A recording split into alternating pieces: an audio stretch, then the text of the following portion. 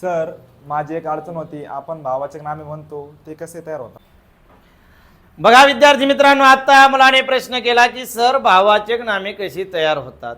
बघा बाळांनो, सामान्य नाम आणि विशेषणे, सामान्य नाम आणि विशेषणाला काही प्रत्यय लागून त्यांची भाववाचक नामे तयार होतात. जसं की समजा आपण ई प्रत्यय घेतलं, आई प्रत्यय घेतलं, तो प्रत्यय घेतलंय. आता या ठिकाणी ई प्रत्यय लागून आपण म्हटलं गरीब आहे, गरिबी. या ठिकाणी ई प्रत्यय लागलं गरीब शब्दाला, गरीब विशेषणाला. काय तयार झाले? भाववाचक नाम.